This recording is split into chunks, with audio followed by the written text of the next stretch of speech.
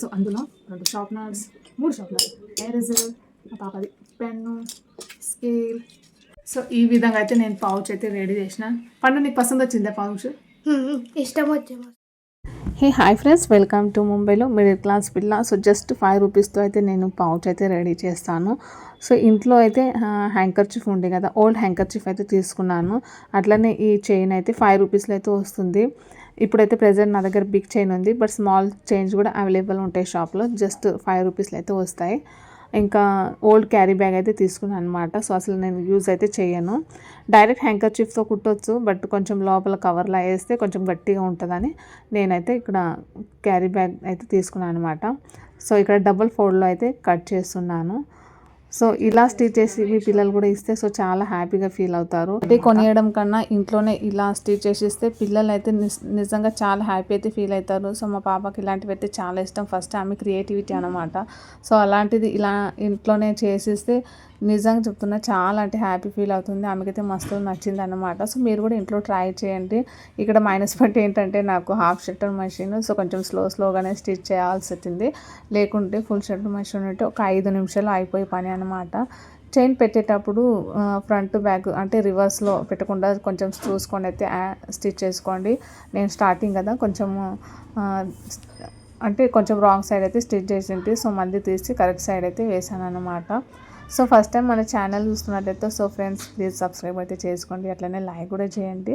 So చాలామంది video చూస్తారు, like చేయకుండానే వెళ్ళిపోతారు. సో లైక్ చేసి అయితే చూడండి ఫ్రెండ్స్. ఈ లైక్ వల్ల ఈ యూస్ఫుల్ వీడియో ఇంకా కొందరికైతే రీచ్ అవుతుంది, ఇంకా నాకు కూడా కొంచెం హెల్ప్ అయినట్లు ఉంటుంది అదనమాట. సో ఇంకా 2 సైడ్స్ ఇలా స్టిచ్ అయితే చేసుకున్నాను చైన్. సో చైన్ స్టిచ్ చేసిన తర్వాత ఏం చేయాలంటే మళ్ళీ మనము చూసుకోవాలి కరెక్ట్ వచ్చిందా లేదా అని చూసుకోవాలి. సో చూసారు కదా, సో చాలా ఫినిషింగ్గా ఉంది.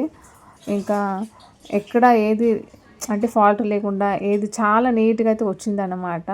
సో ఇలా చూసిన తర్వాత ఇంకా 2 వైపు మనము స్టిచ్ అయితే చేసుకోవాలి.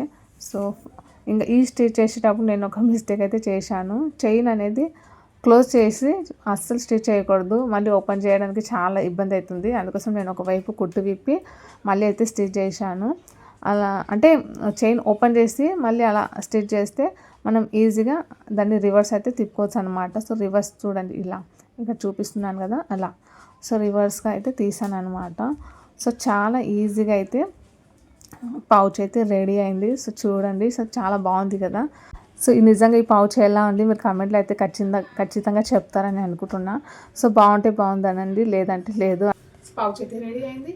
సో ఐ మీకు నచ్చిందని అనుకుంటున్నాను. సో ఇప్పుడు చూడండి ఎంత సాంగ్, ఇప్పుడు దగ్గర చూపిద్దాం.